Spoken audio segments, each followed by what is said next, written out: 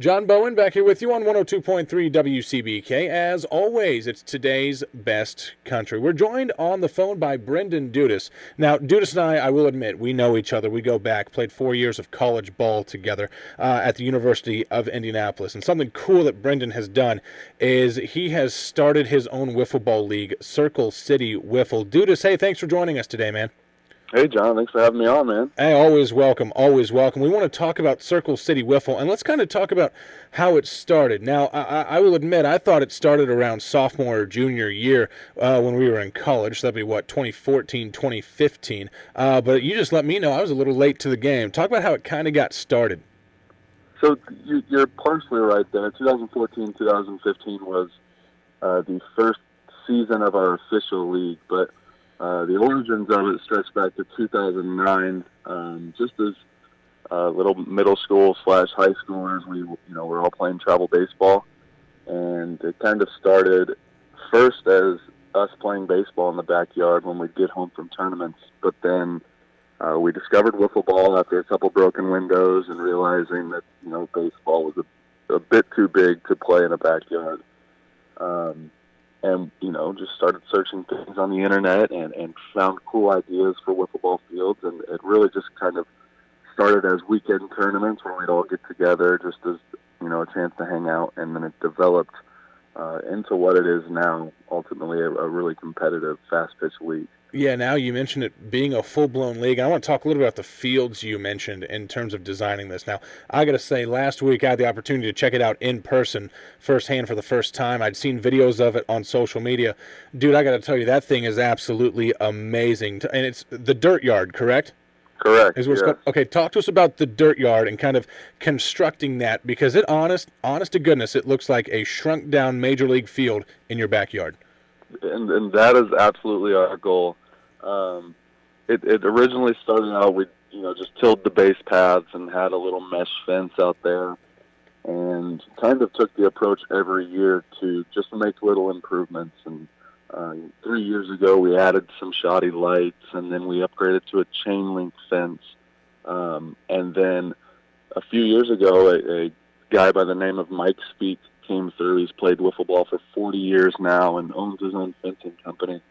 And he donated all of the wood, the materials, and the labor to construct the outfield wall and to put the observation decks just beyond it. So, really, a stroke of luck, a stroke of just kind of knowing the right people, and then obviously with Mike Speak being, such a great guy, he's passionate about the game, and he's been really willing to devote his time and his energy and money into helping us create this crazy wiffle ball field that's kind of gone way overboard any of my expectations from the beginning. Absolutely. I got to tell you again, man, it is just fantastic to see that field. And I'll say this as well. Last week I took some wiffle ball swings, and it is a lot more difficult than I thought it would be.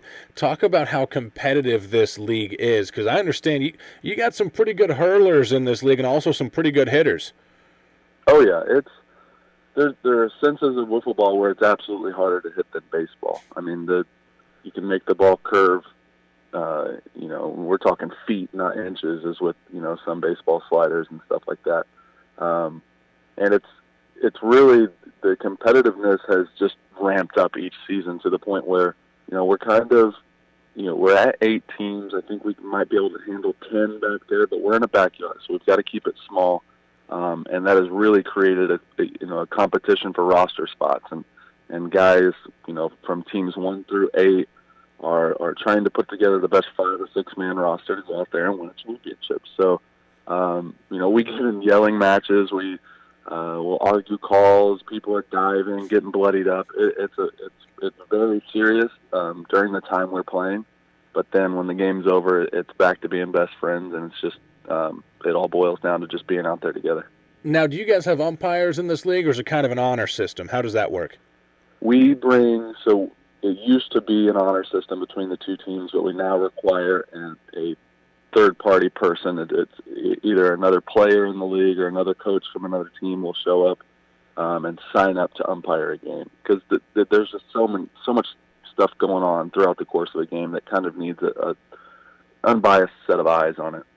I understand as well, you guys normally would be in the middle of your season right now for Circle City Wiffle, but with COVID-19, that's kind of been pushed back a little bit. Opening week coming up next week. Let's bang the drum for that. This is going to be happening midweek, and from what I've heard, just based off your guys' social media, you got a pretty big matchup coming up game one. Yeah, so we were originally set for May 17th, so with the Marion County restrictions, we pushed that back, and we seem to, everything's on course. Governor Holcomb's kind of opening things up, and we're ready to go June 1st, and like you mentioned, we've got just a massive matchup that first night on Monday night. A guy by the name of Caleb Yonkman, who's well known as one of the best all-around wiffle ball players in the country. He's won 2 Player of the Year awards. He joined our league and now plays for the Noodlers. And then the Noodlers will be squaring off against the 8 Balls, which has Mike Speak Jr. He's kind of our stud. He's ranked within the top 30 wiffle ball players in the country as well. And really just it's going to be really fun to watch these 2 guys who are both very good and very serious about what they do just go at it. So hopefully that lives up to the hype. I know when you tend to hype matchups up like this, they sometimes disappoint, but I'm excited for it. Now, Dudas, let me ask you this: if someone maybe they're not ready to play in the league, but they want to check it out, they want to come out and hang out with some good people and have some good times, is it open to the public? Are you guys wanting people to come out and kind of get, maybe a rowdy crowd out there cheering people on and just having a good time? Absolutely. So if you search Circle City Wiffle on any of the social media platforms, you'll find us.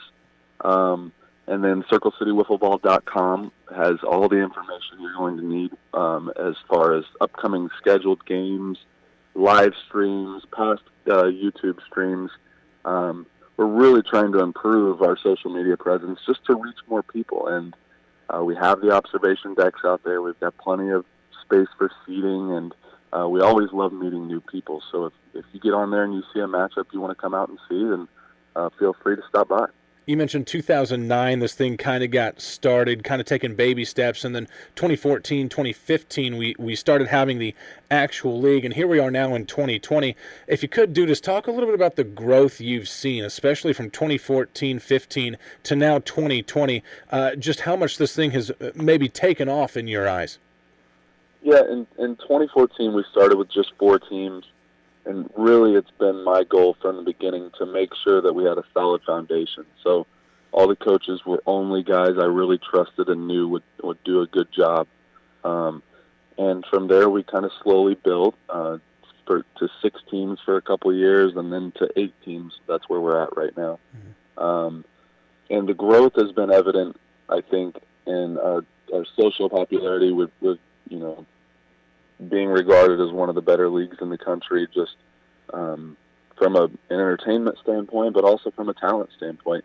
And then just from year to year, you can see these coaches kind of spinning the gears in their heads, figuring out how they can add a pitcher here or a hitter there to improve their title odds. So a lot of the growth is really owed to the coaches and their dedication towards making their team better.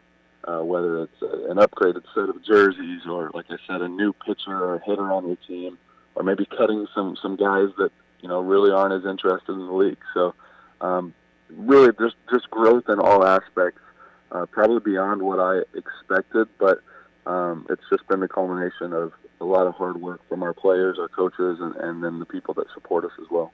It's a great league to come out and be a part of, even if you're not playing. I encourage people to go out, check it out, and have some good times. And do this with this league.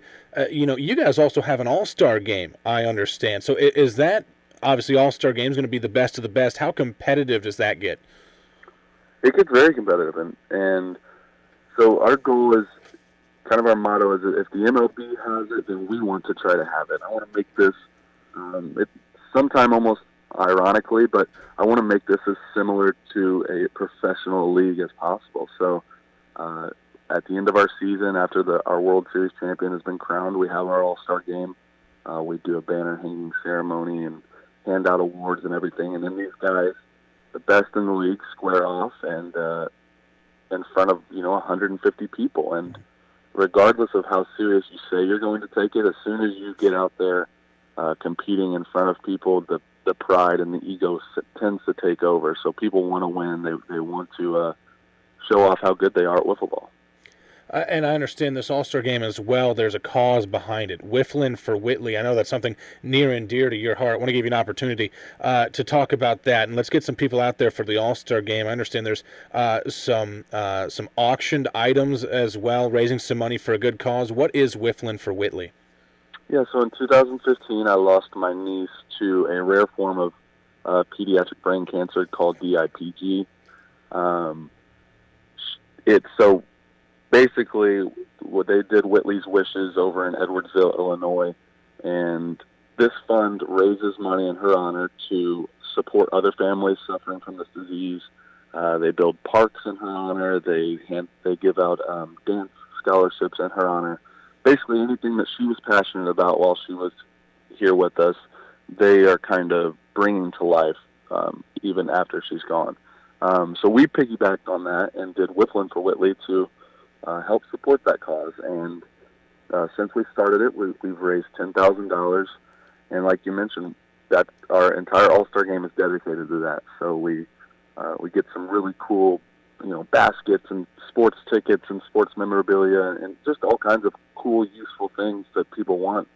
And we auction it off, and all the proceeds from that go straight to Whitley's Wishes and Whiffling for Whitley. And that's sort of just been the overall goal of our league. We don't make a profit from it. It's not a money-making venture. At the end of the league, we take whatever excess we have and we donate it to causes that we're passionate about. That's fantastic, man. And again, that's Whiffling for Whitley for the All-Star game. I know you guys are kind of a little bit behind schedule because of COVID-19 pushing everything back, and rightfully so. Better safe than sorry. Do we have a tentative date as when we might be seeing that All-Star game happen? I know you mentioned it's after the World Series. Right. That tentative date is right now right around August 15th. So that's always dependent on the weather at this current time, and like you said, depending on the current COVID environment. Dudas, before we let you go, one final thing. We'll give you the opportunity. Sum it up for us here, and maybe a sentence or two or a couple here. Why should people get involved with Circle City Wiffle, whether they're playing or whether they just want to come hang out? What is it that makes it so great? I think you should get involved because it's a really awesome thing that kind of brings the community together and gives us all an excuse to go out to the field, 2 or 3 times a week and just spend time around each other.